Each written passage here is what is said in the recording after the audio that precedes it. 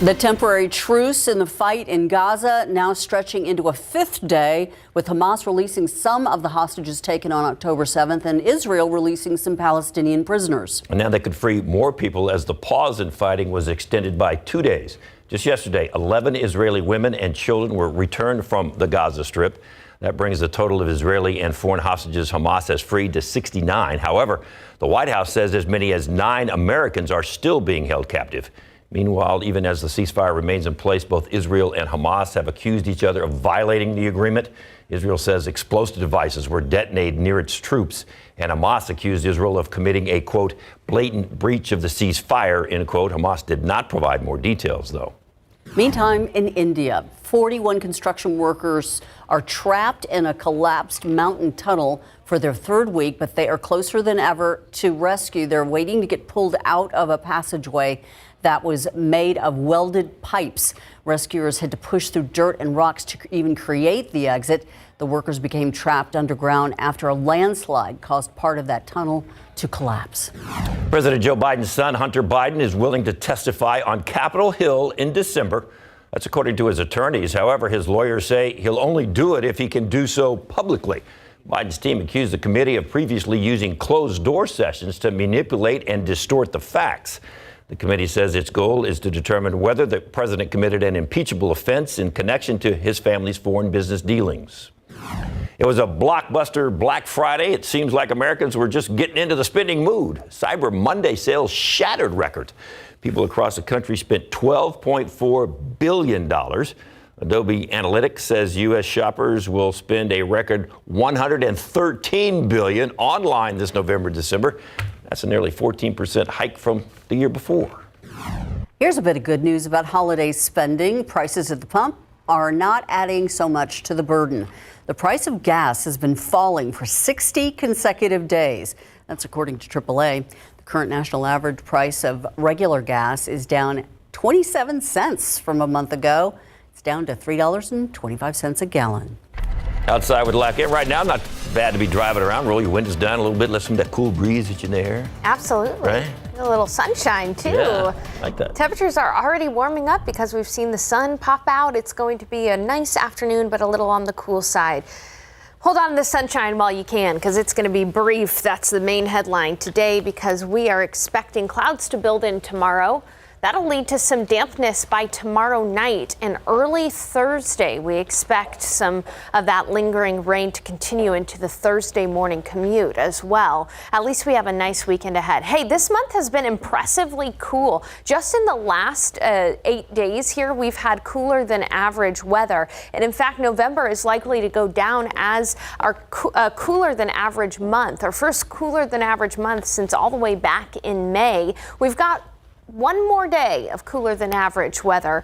Tomorrow, temperatures are going to be in the 50s all day because of those clouds. But then, as I mentioned, the weekend looks nice with temperatures rebounding into the 70s. So how much rain are we expecting Wednesday night and Thursday? Those details ahead. Thank you so much, Sarah. If you live and work on the city's east side, get ready to rock and roll to a new route on Sunday morning. The Rock and Roll Marathon runners are going to be getting the right of way, and that means that some streets are going to be closed to regular traffic. So the road closures are going to affect businesses as well as Sunday morning church services in downtown. And our Daniela Ivada is going to help you out here. She's going to take you along the route to see how you could get race ready. Let's go! It's the biggest running event of the year.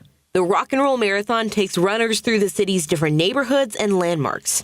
Race director Adam Zox says it's the second time this course is being used. We made a few changes to the course to give the runner a better experience overall. One of the changes is that the race starts on Flores, right in front of City Hall.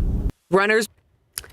By the way, if you want to see the rest of that package, it's online on KSAT12, so you can check out the rest of it. Because we had warned you that we were going to have to break away. ABC News with a special report as friends and loved ones are gathering to honor the former First Lady, Rosalynn Carter. And current First Lady Jill Biden, the Clintons, Michelle Obama, former First Lady Melania Trump making a rare public appearance. Mrs. Carter died at the age of 96. Her private funeral is set for tomorrow at the small town church in Plains, Georgia, where the former president taught Sunday school for many years. Then Rosalynn Carter will be buried at the Carter's home near the pond where she and her husband used to fish together. Let's get right to ABC's Steve Osunsami there in Atlanta, right by the Carter Center, as he's watching these remarkable pictures as well. There was a difference in opinion, Steve, as to whether the former president should be there, but he was determined to be there, right there in the front row, and he won. He won.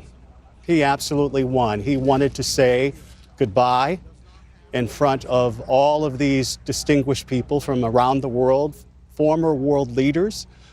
He had a new suit made because his old suit didn't fit him well. His family members sort of prepared us for seeing him on this occasion. You can see that he has gotten older. He is in hospice care, as you've shared. He is 99 years old, hoping to make it to 100. But, you know, when we last talked with him a couple of years ago, he talked about how marrying Rosalynn was the best decision of his life. And she talked about what a wonderful journey that she was on with him and how they were getting through the sunset of their lives by going through that period together. So it is, of course, heartbreaking to see the former president watching his wife from this distance, but at the same time heartwarming because you know that he loved her so. So true, Steve. And you had the last television interview they ever gave, and you were able to observe that and be a part of that love in that final interview. I want to bring in ABC's contributor and also Washington Post reporter Mary Jordan, who has covered the Carters for decades. And Mary, as we look at these pictures, I know you're looking at the former president saying, do not underestimate him. He is all there mentally, even though physically he may not look so well. I think that is a remarkable point to make. In addition to, as you have covered all the first ladies and you have written the book, seeing them all sitting there together, each one of them owing something to Rosalynn Carter. Well, first on Jimmy Carter, it is, I talked to Jason Carter, the grandson, just before the service began this morning. He'll be speaking at it. And he said that, you know, right after Rosalynn passed away, his grandfather, Jimmy, was what he called, he said, deep sorrow. And another family member said he was almost silent for the first few days. But they both said that he has rallied now. And everyone has told him how proud they are because he got what he wanted. He really wanted, because Rosalynn had dementia, and he felt that he should outlive her and protect her. And he set that as a goal, and he's pretty proud of it. And so recently he's rallied and he said, I'm going to go, I'm going to do this. And he's eating again. And most of all, he's sharp. I mean, physically, he was in much worse shape than his wife was. And, you know, sadly, her mind had all kinds of problems with cognitive decline. And yet he's watching the news. He's watching the next presidential election. He's watching baseball games. As you see him there, he sure looks frail, but this guy who came out of nowhere from the South, from a farm, to be a naval officer, and then a president, and then a world leader who won a Nobel Prize, still remains sharp. And then the other picture there, which is really, I don't think any of us should underestimate in these times of bitter political division, the fact that Melania Trump is standing there says something important. It's, first of all, Rosalynn herself wanted to make sure that despite the political differences between the Trumps and the Carters, Jimmy Carter has criticized her husband, Donald Trump, saying that he was undermining democracy by saying that the elections are not fair. And in turn, Trump has really ridiculed Jimmy Carter. He said he was a lousy president and worse. And so Rosalynn said, times like this are important. The office of the First Lady, the office of the President is something, it can come and go, Republican, Democrat. We all have our differences, but we have to pull together. And her family said that she specifically hoped that all the First Ladies who were alive would show. And we see there that we do have Republicans and Democrats, and they did indeed show a kind of a wish for Rosalynn Carter. Mary, thank you. I want to bring in our chief global affairs correspondent, Martha Raddatz. She's here in Washington. And Martha, undoubtedly, what we have observed about Rosalynn Carter since the age of 13, when it was just her and her mom after her father had passed, he wanted to see so much more for her, this young Southern girl in a small town. He wanted her to do well in high school, and he wanted her to be educated and for her horizons to become so much more beautiful than what he could give her at the time. And she did that indeed. She not only persevered, but when she met Jimmy Carter, this handsome young Naval Academy student, it changed both of their lives forever. It certainly did. Her horizons were endless when she was young. I can't imagine her father ever imagined where she would end up. And of course, marrying Jimmy Carter, she got out of Plains, Georgia. He was in the Navy. He was a submariner. And by the way, the submariners are generally introverts, not Jimmy Carter. He was outgoing and warm and wonderful, and is to this day.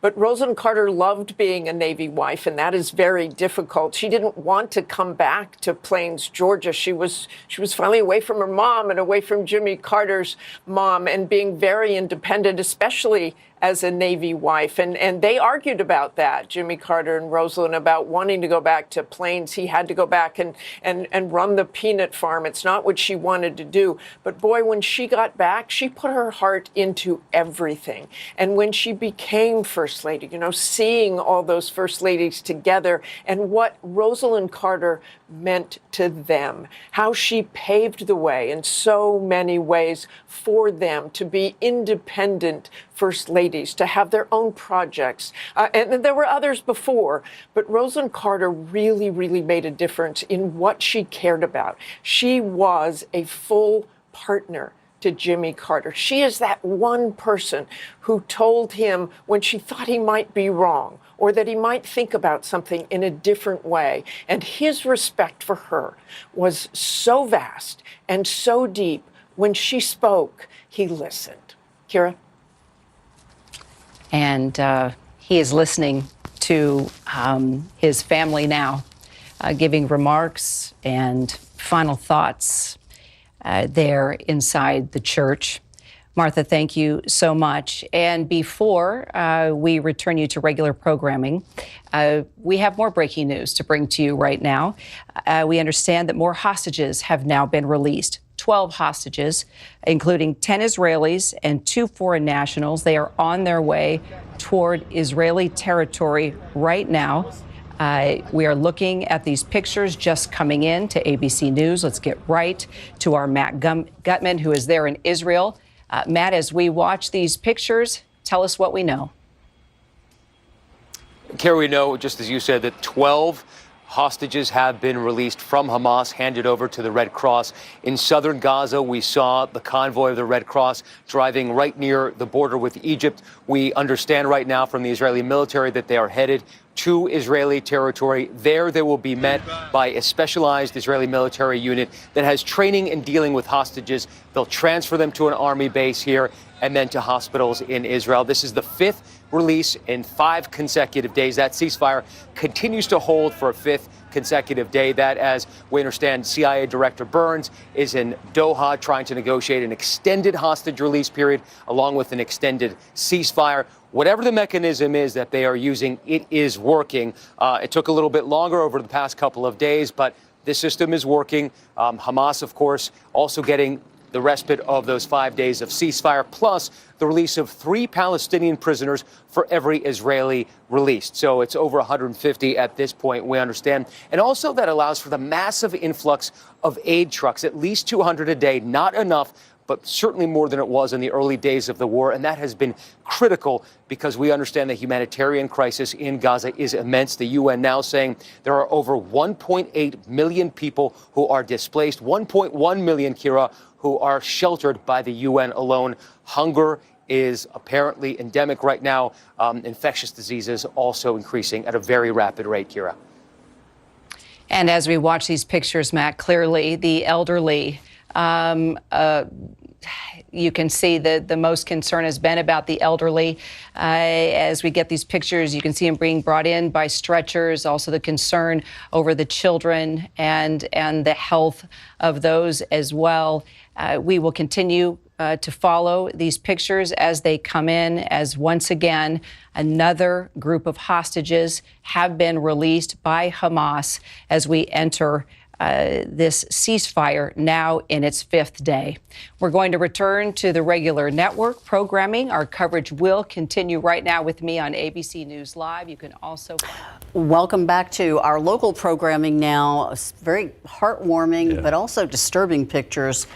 Seeing 12 more hostages that were in Gaza being released to the Red Cross and being unloaded. Of course, you saw that just a few seconds ago, and also we were watching some of the memorial service for former First Lady Rosalynn Carter, who died over the weekend, and former President Jimmy Carter, actually at 99 years old, was able to make it to the service. And I think that's one of the big stories of the day, is the fact that he made it to her memorial service. He said he was, and he is there. So we are going to take a break. We'll be back with more local news and weather when we come back. So if the sun is shining where you are, enjoy it, because it may not be around much longer for the day. Well, at least we got one sunny day. Yeah. Sure. Nice to think of that. And this silver weekend lining. will be nice, maybe. It will be very nice, definitely. This weekend's going to be gorgeous. I want to start, though, with a look at the pollen count, just because a lot of people are interested. It's mountain cedar season, after all. Thankfully, mountain cedar is low today, along with molds. Molds are also low. But here's a look at today's clouds and temperatures right now. Cloudy skies south of San Antonio, and that cloud deck is going to be pretty stubborn. It's not really going to be able to break up all that much. So unfortunately, if you're in Carrizo Springs, Cotulla, Beeville, it's going to stay cloudy for you the rest of the day. Meanwhile, sun has popped out around San Antonio, and temperatures are quickly on the rise. It's already 58 in Bulverde and 59 in Castroville, and you know, it's still on the cool side, but it is nice to see that sun. Here's a look at your KSAT 12-hour forecast for the remainder of the day today. We're going to be climbing to about 62 degrees this afternoon, and then in the evening, clouds are going to quickly build back in as we dip into the 40s. So now I want to transition to our next rain chance. Our next rain chance is Wednesday night. So during the day tomorrow, maybe a few sprinkles here and there, but it's really Wednesday night that we start to see light to moderate rain spread around San Antonio and south central Texas. There's an off chance for a rumble of thunder or two, but really east of San Antonio, that's when we have the best chance for rain. Thunder, rather. We're going to get some rain Wednesday night, but thunderstorms are more likely east of San Antonio. And by the start of the morning on Thursday, it should be fairly damp outside. So use this time to plan accordingly for your Thursday morning commute. We've had this high pressure system in place over Texas. It's starting to move on off to the east, and with it, it's going to take its quiet weather off to the east. So all these folks that are dealing with all the snow up here in parts of Pennsylvania and New York, they're going to get quiet weather eventually from this high pressure system. Meanwhile, it's so much cooler up to the north here. You can see 22 in Minneapolis, 22 in Chicago. That's where that cold air is headed, off to the east, and in its wake, we are going to see this low pressure system allow for that rain chance Wednesday night into Thursday. So let me take you through your future cast here. This is a look at tomorrow right around 10 o'clock, and you can see that that's when the rain is going to start to become more numerous, light to to moderate rain starting late tomorrow night, closer to midnight, lasting throughout the evening hours. And again, possibly to see 1 or 2 rumbles of thunder. That is possible, but the more organized storms are going to be east of San Antonio. This is a look at 7 o'clock in the morning, right around the time of the early morning commute. Again, it is going to be damp on Thursday morning, but look at how much more organized that rain will be east of San Antonio. Thunderstorms from Texarkana region all the way down to Houston. It's near the Houston area. That's where we could see those severe thunderstorms capable of producing brief tornadoes. So if you have friends and family out in Houston, have them be weather aware on Thursday. That's a day to pay attention. That's where also we're going to have the highest rainfall totals well east of San Antonio, 2 to 3 inches of rain for areas east toward Houston. Here in San Antonio, I think we could see up to about 1/4 of an inch of rain Wednesday night and Thursday morning. Now less out to the west. So unfortunately, Del Rio, Rock Springs, Eagle Pass, even Uvalde does not look good for rainfall amounts, and slightly more the further east you go. So folks like Gonzales and Hallettsville could see up to 1/2 inch of rain. But around San Antonio, 1/10 to 1/4 is what is most likely for us. Again, clouds stick around all day tomorrow, so we'll stay in the 50s. Light rain starting Wednesday night, continuing into the Thursday morning commute. And as Ursula was saying, take a look at that weekend. Looks good. Chilly mornings, comfortable afternoons, low humidity, and plenty of sunshine. Nice. Thank you, Sarah. Of course, the month is winding down. Only a couple of days left. And just means there's just a few days left for you to donate to No Shave November. And what a better day than on Giving Tuesday. And here's a look at the leaderboard. Max Massey still on top. Mike Osterhage, number 2. He's not going to like that. He's going to do something about that. And poor Justin Horn, who's a little under the weather, is in 3rd place. I know everybody's itching for a razor at this point. Yes, very much so. Ready for the shave, but hey, man, they're doing it for you. So if you're able to donate and you'd like to, just scan the QR code on your screen, and all you have to do is use your cell phone to do it. Once again, all the money raised is going to benefit cancer research, treatment, and prevention. So take a moment, see what you can do for us. Thank you. Appreciate it. As usual, the party just getting started downtown at Market Square. Yeah, you got some Christmas shopping to do. Yeah. Pajamas, perhaps? It's a pajama party? Well, kind of, sort of. Yes, indeed. Okay, take a look at how precious, first of all, these right 2 up children there, are. But Parker, look at Ellison that camera and right in front Parker. of you. Look at John right there. Take a look at her pajamas. That is her own writing. It says, "Dear Santa, I want a carriage that I can fit into. Love, Parker." Can you imagine having Christmas jammies like this? Scribbled wishes, and we're going to tell you how you can get a hold of that. Anything that you can write, you can put on jammies and T-shirts just like that, And that which is makes a perfect buying. idea Yes. for a unique gift, because who is the hardest person you have to shop for as far as getting a Christmas present? Scan that QR code. Yes, indeed. All right, how about a present of dance? Jen is live out there at Esta Noche Dance Company, and they have a deal for folks as well. So we can check that out. All right, this is, of course, Giving Tuesday, and we have got the man from Charity Bar here. It is Ernie Bradley here, and that's what your business is all about, right? Absolutely. You know, we're here to support the community in every way we possibly can. I mean, obviously, our namesake is working with local charities. And we're really excited about December because we're bringing back our original program, and we're going to be working with 3 charities. Hopefully they can raise $50,000. Also, their neighbor, Artisan Distillery, is here with some great cocktails. This is from Charity Bar, by the way. And we have more food. Yes, Sticks and Stone is here, and Chef Leo Davila is going to be whipping up a delicious dish. That and a whole lot more. I can't wait to taste that. Coming up on SA Live.